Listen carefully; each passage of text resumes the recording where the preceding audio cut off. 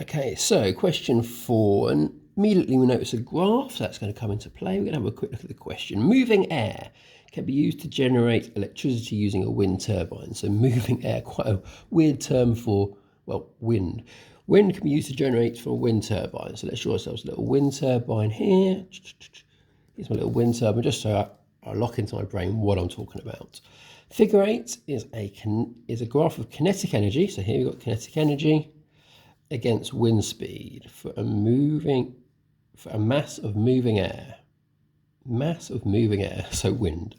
And if we look here at slower wind speeds, doesn't have much kinetic energy, but as the wind speed increases, the amount of kinetic energy increases as well. But it's not a proportional relationship, it's not a straight line, so we can't use the term directly proportional because we've got a curve. So the amount of increase is increasing as it gets higher and higher there.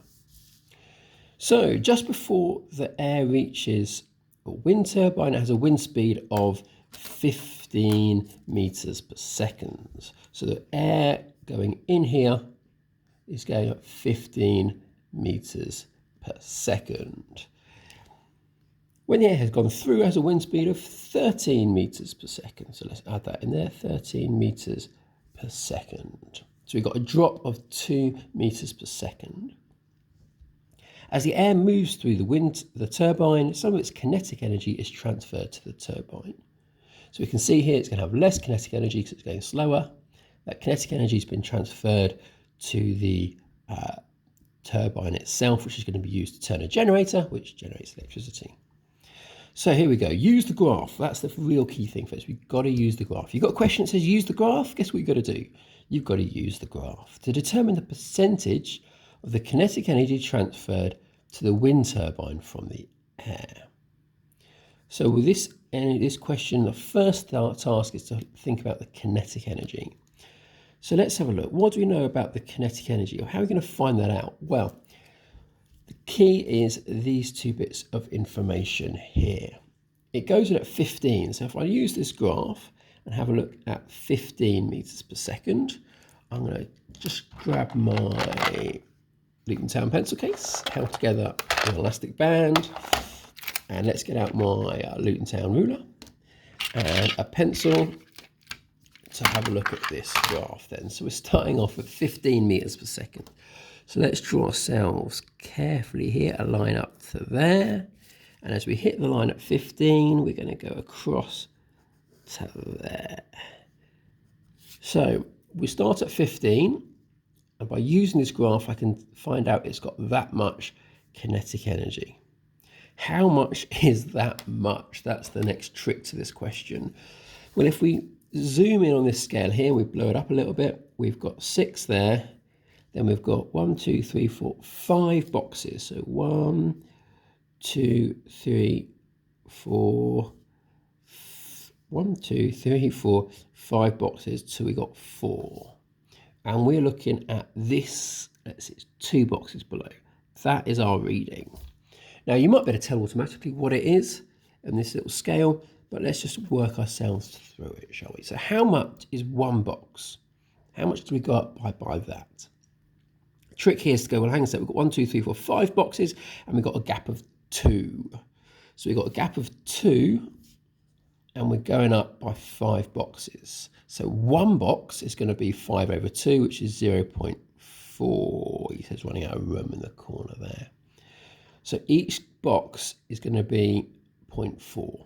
Let's just double check to make sure we've done that right. So if that's 4, this is 4.4, this is 4.8, this is 5.2, that's 5.6, and that's 6.0. So it all matches up, we're away. So we know the kinetic energy at 15 it starts with.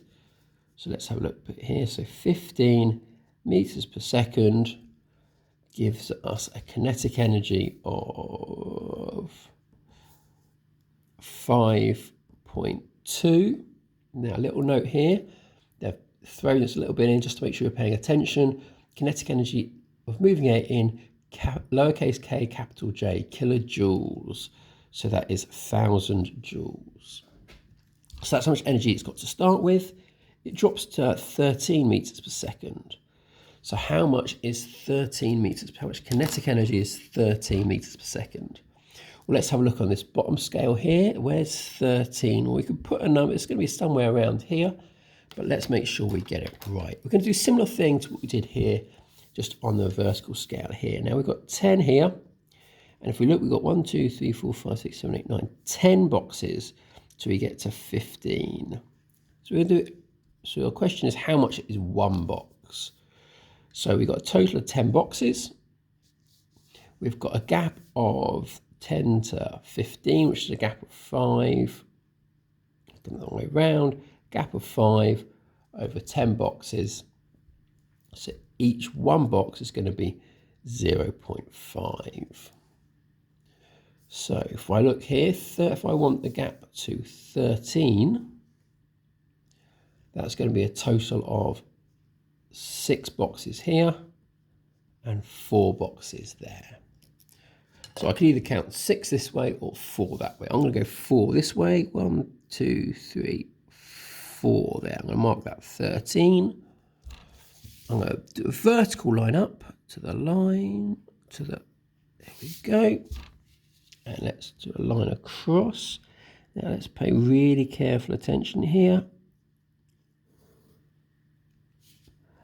And I reckon that's bang on 4, which I think is going to make that maths slightly easier in a minute or two.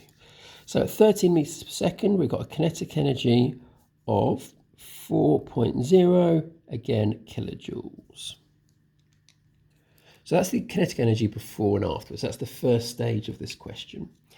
If we've gone from 5.2 to 4.0 kilojoules, how much kinetic energy have we lost? Well, if we take these two away from each other, we've got 1.2 kilojoules of energy, which is 1,200 joules. So that's how much kinetic energy has been transferred to the turbine. So that we've lost that amount of kinetic energy, but that's just been transferred from the kinetic energy store of the wind to the kinetic energy store of the turbine, as the turbine is now spinning around. Is that our final answer? I'm afraid not. The percentage of kinetic energy is transferred. So how much? What's this as a percentage of how much we started with? So 1,200 over 5,200. Oh, I'm not going to try that, mate. That's like a job for the calculator. 1,200 divided by 5,200 is going to be, so 0.2307 la-da-da-da-da. Also, we could have used just these numbers in kilojoules. You'll note that 1.2 over 5.2 is going to be the same answer, 0.2307 la-da-da-da-da. So this is it as a percentage. The total that we lost divided by the total that we started with to give me a percentage. We could use it, we could leave it as that, as a decimal, but you notice that the question has asked it as a percentage. So let's times that by 100%, and we're going to get 23% as our final answer.